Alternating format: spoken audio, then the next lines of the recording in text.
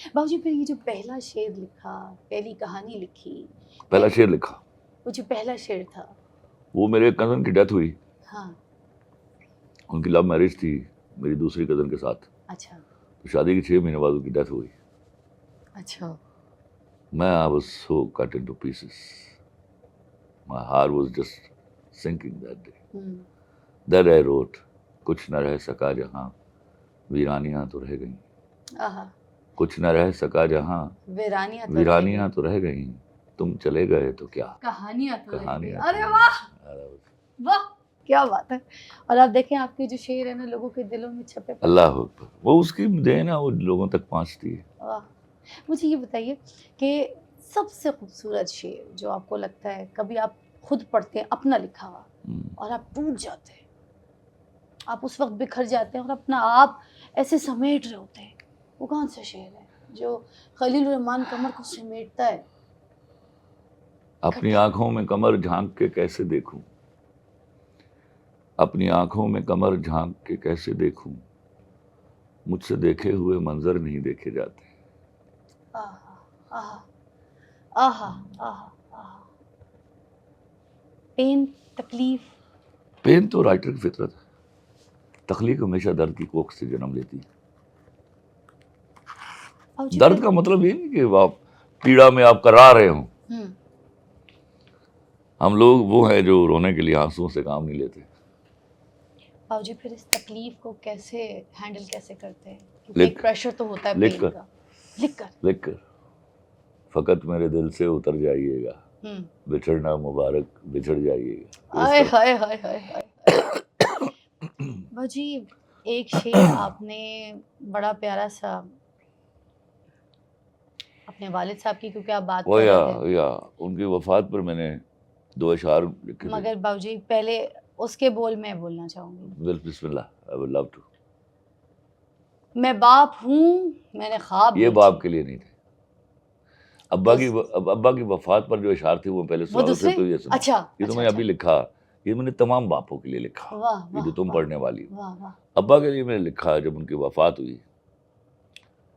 کہ میری تحریر لکھاوٹ کو عطا کر کے غرور، میری تحریر لکھاوٹ کو عطا کر کے غرور، میری اوقات بھی چپکے سے بتائی ہوتی، کچھ اور میں لکھ دیتا تیرا یوم وفات، تو نے قسمت مجھے لکھنی جو سکھائی ہوتی. واہ واہ بہت خوب باؤ جی. اب سناؤ یہ اب آپ کا لکھا ہوا شعر. یہ دنیا کے سب باپوں کے لیے. میں باپ ہوں میں نے خواب بیچے تو خواب سب کے خرید لایا، میں وہ ہوں جس نے عذاب جھیلے تو آپ لوگوں نے چین پایا، مجھے جو بدلے میں مل رہا ہے صلہ یہ کیا ہے، انعام کیا ہے، میرا بتاؤ مقام کیا ہے. میرا بتاؤ مقام کیا کبھی ہے. سنو مجھ سے لاڈ لو تم میرا فسانہ میری کہانی، کبھی تو پوچھو کہاں گئی ہے میری وہ رنگوں بھری جوانی، تو یاد رکھنا تمہاری خاطر تمہارے بچپن پہ وار دی، تمہیں میں پہلے جوان کر لوں یہ کرتے کرتے گزار دی، گزر گئی ہے تو سوچتا ہوں گزر رہی ہے جو شام کیا ہے، میرا بتاؤ مقام کیا ہے. یہ میں جب پڑھتی ہوں یا جب میں سنتی ہوں نا مجھے اسی طرح کی فیلنگز ہوتی ہیں باؤ جی. کہاں سے یہ کراتے ہیں یہ درد یہ فیلنگز یہ اپنی یہ لکھاری کس طریقے سے آپ اس کو قلم بند کرتے ہیں ان چیزوں کو؟ دیکھو جب میں نے پبلک کو رلایا نا پہلے میں رویا ہوں، اور جب میں رویا ہوں تو اللہ مجھے معاف کر دے، میں نے ٹھسے سے کہا ہے کہ اس دفعہ پبلک کو رلاؤں گا. تو یہ جب لکھ رہا تھا تمہاری بھابھی گواہ ہے کہ میں زاروں قطار رو رہا تھا. میں نے یہ دیکھا ہزاروں لاکھوں باپوں کے حوالے سے کہ وہ اپنی زندگیوں میں تپتی ہوئی دوپہروں میں جلتے ہیں، کڑکتی ہوئی سردی میں ٹھٹھرتے ہیں، اپنے حصے کا سویٹر کوٹ اپنے بچوں کو اڑا دیتے ہیں. لیکن کوئی بدنصیبی ہے کہ most of the kids do not understand کہ ان کے یہاں تک پہنچانے میں، جوان کرنے میں انہوں نے اپنی جوانی کیسے ضائع کی. ہائے اللہ. مجھے اپنا وقت یاد ہے when I started my career. تو الٹیمیٹ ڈیزائر کیا ہوتی تھی؟ عید آ رہی ہے نا تو بچوں کے کپڑے پورے ہو جائیں. وہ جب بچوں کے کپڑے پورے ہو جاتے تھے تو مجھے لگتا تھا آج میں نے دنیا فتح کی ہوئی ہے، بھلے میرے حصے میں کچھ آیا ہو نہ آیا ہو. تو یہ والی فیلنگ جو ہے وہ کہیں پینیٹریٹ نہیں کرتی ان کے اندر until they become father by themselves.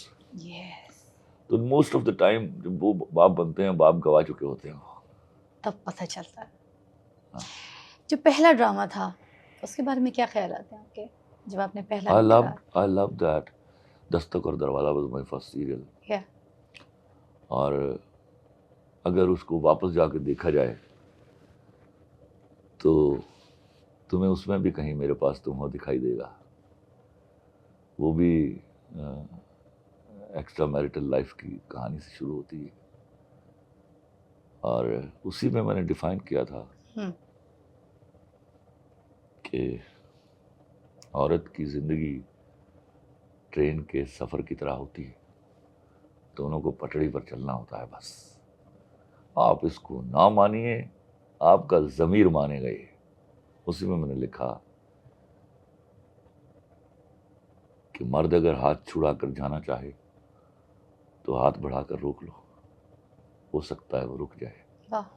لیکن عورت اگر ہاتھ چھڑا کر جانا چاہے تو کبھی نہ روکنا، وہ ہاتھ چھڑانے سے پہلے جا چکی ہوتی ہے. یہ آپ نے ایک کسی انٹرویو میں بھی آپ نے بتایا تھا کہ عورت گھر چھوڑ کے کافی دیر بعد جاتی ہے، دماغی طور پہ وہ پہلے جا چکی ہوتی ہے، بعد میں فیصلے کا پتہ چلتا ہے. اس کی ڈیٹیل آؤٹ اکیلے بیٹھ کے کریں گے. اچھا. اس طرح کے کنٹروورشل ڈرامے جو آپ لکھتے ہیں، دیکھو ایک عرض کروں میں،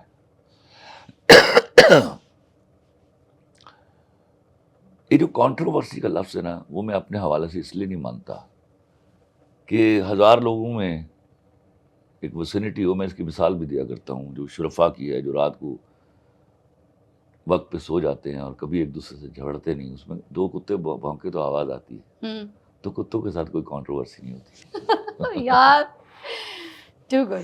اچھا مجھے بتائیے گا کہ خلیل الرحمان قمر جو ہیں ان کے کچھ ایسے ڈرامے ہیں جس میں ایک ڈرامے کا ذکر کروں گی، لو لائف اور لاہور.